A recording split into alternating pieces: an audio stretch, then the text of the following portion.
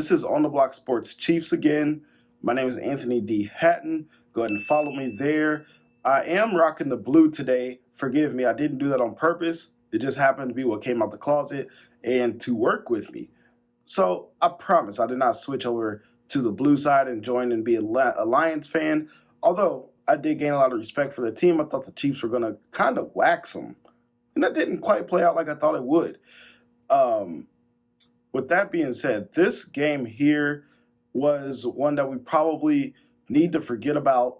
It's not indicative of what the Chiefs are, but there are some things that we need to point out. The team can grow. There was a lot of things that I feel like they could have done better, as everybody else noted as well. So we're going to talk about offense, defense, and a little bit about special teams as well, and let you know what the good and the not so good was for each phase of the game. And my immediate reactions, I'm going to go ahead and tell you that first. Just like everybody else. Number one, the drops. Okay, let's not go ahead and talk in that language here. But the offense and the drops were inexcusable. And number two, the second thing I thought about was the defense, how they could have been better, but they played at least decent. They played better than what I think a lot of people thought they would without Chris Jones. Number three, special teams. They shouldn't have any issues at all, but I've seen a couple, and they were minor, but at the same time, you shouldn't notice anything about special teams in the negative whatsoever. So first, the offense. We're going to go ahead and talk about that. The three good things for the offense. Noah Gray. Where did he come from? Of course, he's been in the stash a little bit there, backing up Travis Kelce and learning the last couple of seasons. I thought he looked pretty good. He had 5 targets, ended up catching 3 of those for 31 yards. And the one play, he had a really good highlight play where he looked a little bit like Travis Kelce on the route, stopped, read, and then kept going a little bit, caught the ball, shrugged off the defender, and got some extra yards. And I thought that was pretty sweet because it showed that he's not just a stopgap type of player. You got Noah Gray, who looks like he could actually be somebody the Chiefs should use going forward, and you can tell why they didn't draft a tight end in this past year's draft when everybody thought that they should have went that way to find the Travis Kelce successor. So, Noah Gray, good stuff there. Number two, the second good thing I really liked was the offensive line. They gave Patrick Mahomes a lot of time, and they created a really nice pocket, especially early in the game. Now, of course, there were some things that the Lions did. Aiden Hutchinson started getting the better. They moved him around a little bit, and he got the better of the Chiefs' offensive line. And I think that you have 2 new tackles. Your 3 interior guys are really good. So I think that's something that they're just going to get better at with time. They're going to have their chemistry grow a little bit. And I just want to say the offensive line, they looked pretty good in my opinion. They allowed only 1 sack. Now, a lot of that is largely due to Patrick Mahomes' mobility because he doesn't really take sacks no matter how much pressure he gets or how many times he gets hit. But at the same time, let's give them a little bit of praise there. Number 3, the wide receivers that were reliable is something that I really think was good because Justin Watson, Marquez Valdes-Scantling, Rashee Rice, those 3 seem to prove why they're on the field, and I could see their role either being the same or even growing in Rashee Rice's case. So Justin Watson, 2 receptions for 45 yards. MVS, 2 receptions for 48 yards. He had a really nice catch also. And he was in a lot of people's doghouse, especially me, last year. I'm going to say Marquez Valdes-Scantling, he's probably the best receiver on this team at the time, at this moment. And that may not be how it ends up playing out. Kadarius Toney definitely has a higher ceiling. Sky Moore, we still don't know exactly what he is yet. Rashee Rice, he's young, so he's going to be limited on what he's asked to do. But he's somebody who showed some flashes. So those 3, I think Rashee Rice, he had the touchdown after he had his drop. It seems like he gets his first drop out of the way, and it's a trend. Preseason drops every single game. And then he balls out. just like the regular season opener. He had a drop early, and then he balled out. So I'm here for it, at least. If that's what it means, you get it out the way and then you come on strong and it doesn't phase you, I'm all right with it, because we don't need multiple drops as we've seen by other players. Justin Watson, he's not a fan favorite, but he gets the job done. He's reliable. He makes catches. He's pretty fast. His defensive pass interference that he forced, he had the defender beat by a few steps. So I liked to see that. And Patrick Mahomes really likes him and trusts him, and same as the coaches. That is somebody who you just need out there, who's, again, not the fan favorite, but he gets the job done and he makes plays. Now, the not so good for the offense. Rashee Rice, his drop, I just talked about that. But Kadarius Toney, he had at least 3 drops that we can see. Kadarius Toney, extremely talented. He was a first-round pick for a reason, but those crucial drops really hurt the Chiefs. So, even worse, what I noted here was his production. He had 1 catch for 1 yard. He also had a carry for -1 yards. So he was a net 0 in yardage. He was really ineffective any way that you put it, and he hurt the team with that pick 6 that went right through his hands and to the defense. So you can't say, as in the other one, it was behind him slightly whatsoever, because as an NFL receiver, you need to catch the ball. If it touches your hands, especially if it's in both of your hands, come down with it. You're in the NFL. You're supposed to have some of the best hands in the world, right?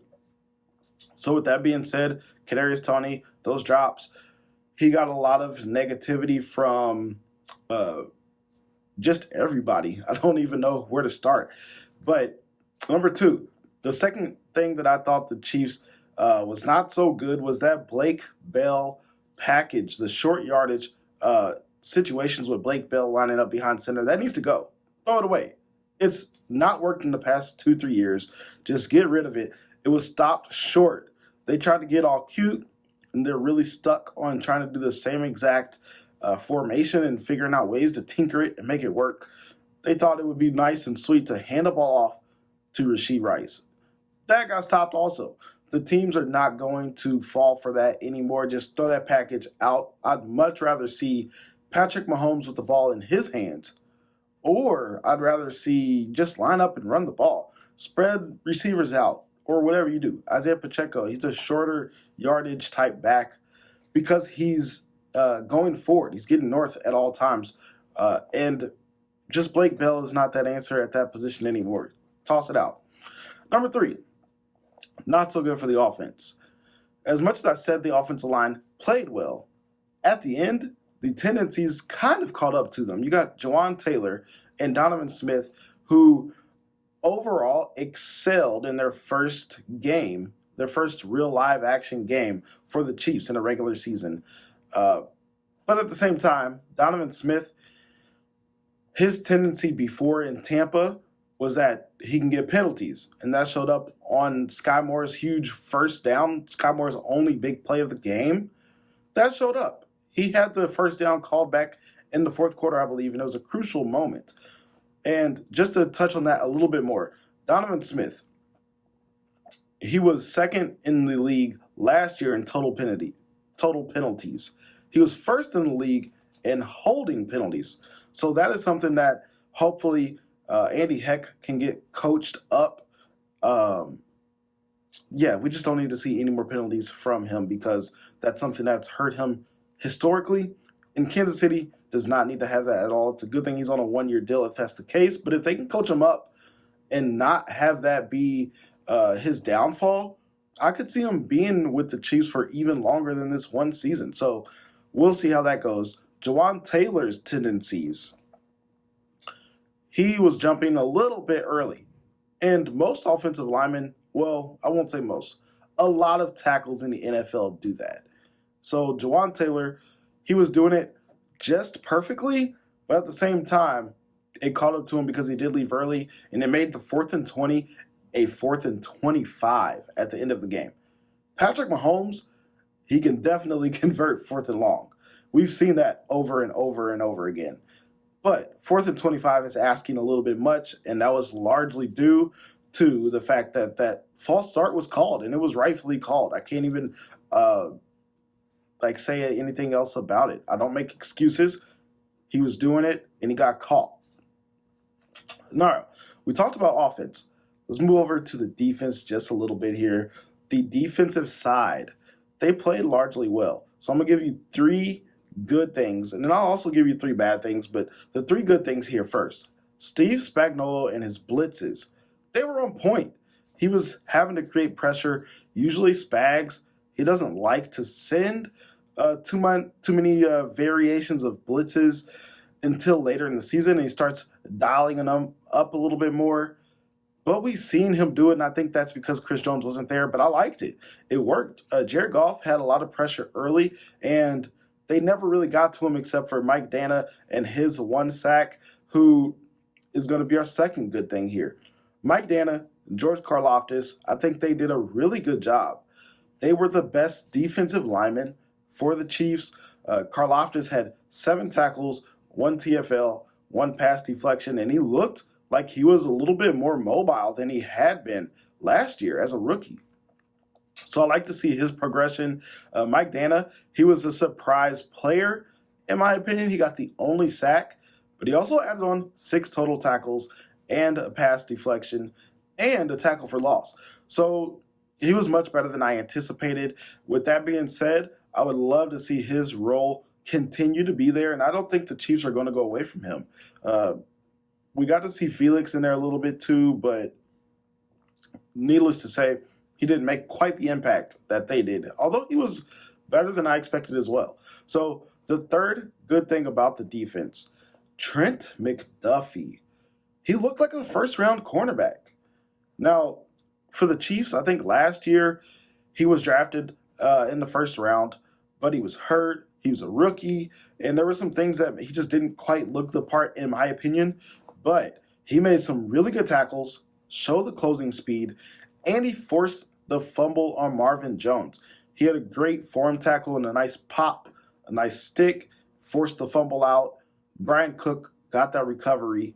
So that is something with Trent McDuffie that I hope we continue to see. 3 things for the defense that I feel like were not so good. One thing that was just horrible was Justin Reed. Justin Reed, he did not look good at all.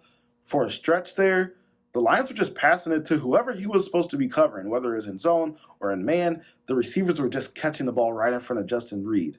Now, that is something I really hope he gets better at. He bulked up in the offseason. Maybe if he slims down or gets into game shape, that'll get better. However, he got shook by Jahmyr Gibbs once, allowed his biggest run of the game, and he didn't wrap up Jahmyr Gibbs at the end also and allowed him to get more yards whenever you could have given the Chiefs offense time to score at a crucial moment in the game. Justin Reed, I'm really hoping the best, but he did not get a good start to the season. The second thing that was not so great, Sam Laporta had success, and that's a trend. The Chiefs defense, for some reason, doesn't do a good job with stopping other teams' tight ends. Luckily, most tight ends in the NFL are not the dominant focal point of their offense. But Sam Laporta, 5 targets, 5 catches for 39 yards. And those were big catches, so it wasn't like he really blew off the stats. But at the same time, you let him get 5 for 5, and it's a trend. Last year, we got to see rookie tight ends do that to the Chiefs. This year, to start the year off, same exact thing. The third not so good thing. The presence of not having Chris Jones, that was felt, in my opinion. And the Chiefs did a good job for the most part, but the facts are the facts. They only had 1 sack, and at the end, when you needed a play from your defensive line or just your defense in general, Chris Jones was the guy who always makes that play. There was nobody who could stop that offense for the Lions at the end. And the touchdown they scored to get the lead, to make it 21-20, that was David Montgomery going right up the middle where Chris Jones usually would be. And they started off the game with the rush up the middle with David Montgomery. So it was something that the Lions knew was going to be a plan of attack, and the Chiefs couldn't stop it because they didn't have that guy. Of course, they played fairly well, but at the same time, you pay superstars for a reason. So Chris Jones, his presence not being there, it was felt. Special teams. Harrison Bucker, he was the good part here. He had 2 for 2 on field goals, and he came away healthy from week 1. And the second thing I'm going to say from the not so good for special teams is going to be that 4th down conversion. It was 4th and 2, and inside the 20-yard lines, the Lions decided to run it, and they converted. Dave Toub, rightfully so, was heated after that play. Now, I do think that he was ready for it. The Lions are known to do that a little bit and go for it on 4th down. So, in my opinion, it's not really too big of an issue, but you shouldn't have noticed anything at all for the special teams, as I said before, earlier in the video. Now, I do want to have a side note.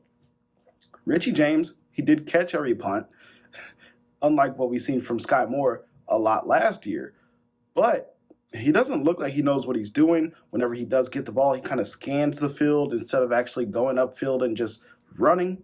He kind of looks around and goes sideways instead of north. So we'll kind of keep an eye on that and see if Richie James is the guy going forward, if he can actually get yardage on punt return. Final takeaway here. It was just one game. Yes, it sucks to be 0-1, and everybody thought the Chiefs would win this game, but it really was just one game. You have 16 other games. On to the next one. You get 10 days to prepare, and that's something to note as well. Travis Kelce, he was out, but they didn't know. He was just questionable 2 days prior to the game. So you're talking about Andy Reid, who is extremely successful when it comes from having some type of game plan. His whole game plan had to be switched right on the fly. The wide receivers would have been in better positions. They would not have had so many drops. You got Kadarius Toney, who was just coming back from not playing at all throughout the training camp, not playing any preseason games, and going out there to the very first game, getting a heavy-ish workload. This is something I'm not worried about whatsoever at all. Now, if the drops continue, I'm pretty sure you'll see those receivers who are not reliable get their role reduced quite a bit. So I'm not worried about it again, and I think Chris Jones will hopefully be back at some point. The defense did not miss him too much. Travis Kelce, they missed him, but I think that was largely because it was 2 days in advance.